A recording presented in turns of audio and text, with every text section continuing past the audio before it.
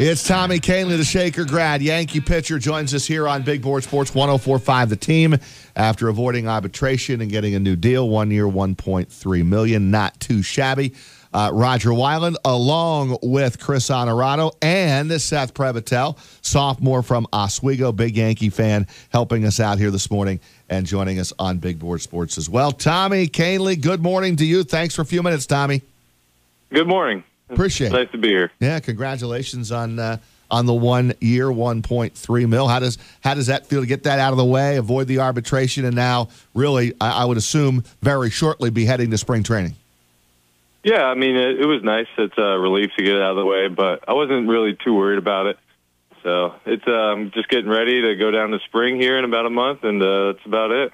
Tell us about the experience last year of pitching for the Yankees. It was exciting. I mean, it was a different ball game there compared to Chicago, especially with the team being in playoff contention. So it was pretty exciting. Well, you did a great job. There's no doubt about it. I mean, you came in and pitched extremely well. Did the atmosphere, the nerves, did any of that hit you at all going to Yankee Stadium? The atmosphere for sure during the playoffs was very electric. The fans were out of control at home, so it was pretty cool to see that. Tommy, Chris Honorado here with Roger as well. You seem like a pretty juiced-up guy on the mound to begin with, really emotional, and obviously you throw incredibly hard. Did the playoffs and the crowd, everything behind you, did that make it more difficult to try to stay within yourself and harness the big right arm and not try to overthrow too much? Yeah, that's what you would think, but it was kind of the opposite with me, surprisingly, because in the past I've let my emotions get a little bit too high, and it's caused me to struggle a little bit. But this time around, I kept it cool, and then as if I got a big out, I would show a little emotion. Tommy, what has been the turning point in your career? Would you say? I'd have to say fixing my mechanics at the end of 2016. End of 2016, I was changing my mechanics a little bit, and it's really paid off since then because my walk total has gone down. I've been throwing the ball in the strike zone a lot more, and it's been overall much better. Without getting too technical, we do a lot of baseball people, though, and a lot of coaches out there listening right now. What did you tweak to make it work so well for you? I developed a shorter leg kick, and then I also I started using a glove tap as I bring my my leg kick up. And that gets my timing on, so that way I'm never really off as much. And also, at the end of last year's spring, I decided to, it's pretty funny, I decided to try to focus a little more on the catcher's mitt and keep my head in line with home plate. And that really put it over the top. And that sounds like really? You're just going to focus on, okay, I get that, but just something as simple as that, right? Yeah, exactly. It was strange when that happened. It's almost like couldn't figure this out a few years ago. Tommy, Seth Previtel sitting in here with Roger and Chris this morning. First off, congratulations on all your success. It's been awesome watching you pitch for the Yankees. But thank you. I do want to ask you, what's it like coming over from a team like Chicago to a team like the Yankees with guys like Aroldis Chapman, Dellin Betances, your old teammate David Robertson, Chad Green? All you guys can close. What's it like pitching in a bullpen like that? It's amazing. I get to watch each of these guys every day do their thing, and watching each other just makes every one of us want to do that much better. And I think it's a good thing that we have this powerful bullpen because it's just helping each other.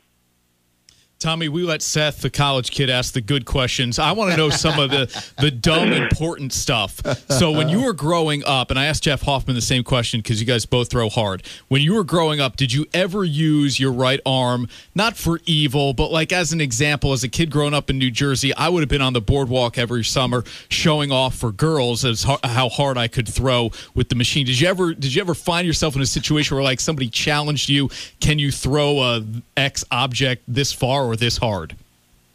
I would assume probably so, but I can't think of anything off the top of my head.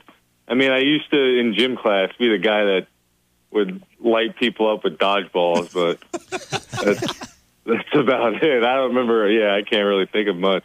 How much do you remember? I mean, we try to localize as much as possible, and now we have the perfect person with us, Tommy Kahnle, former Shaker grad. How much do you remember about your upbringing with Little League, and then to I assume Babe Ruth and travel, and then the Shaker? How much do you remember those days?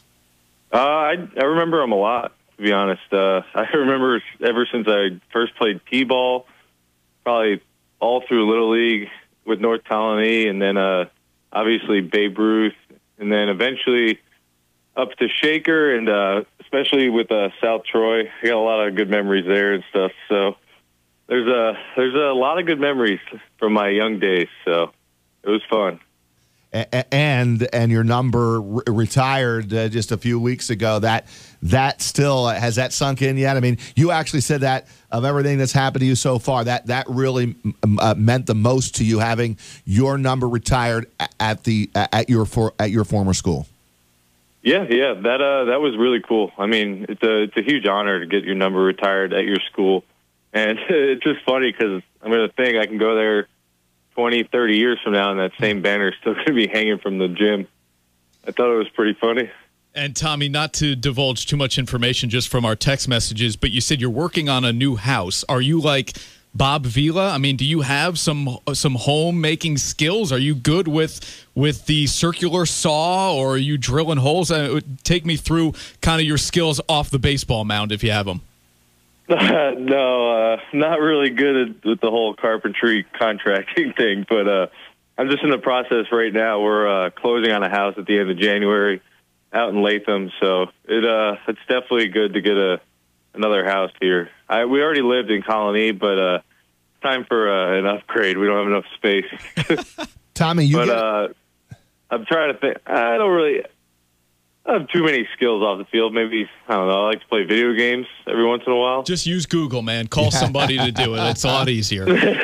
I was going to ask you, what is the off season like for Tommy Kahnle and really all these players? You beat the pavement so much during the year; it's so crazy. What do you do when you get to the off season? How much work do you continue to put in, or do you really take a break?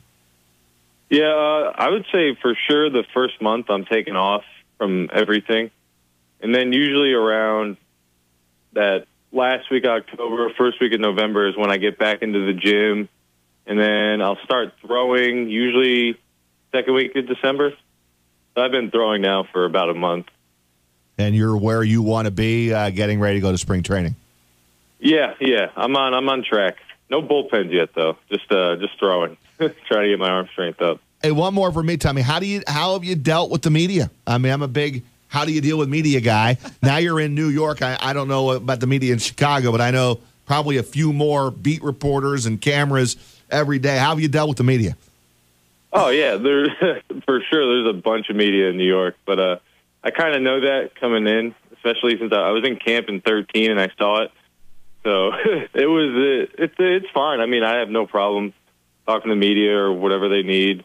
It's pretty simple, but there is a lot of media. Tommy, I know you guys were a win away from the World Series last year. Obviously, a big addition this offseason with Giancarlo Stanton coming over to your squad. How excited are you this year to get back on the field and try and make a run at getting to that World Series? Guys got a pretty solid team on paper right now.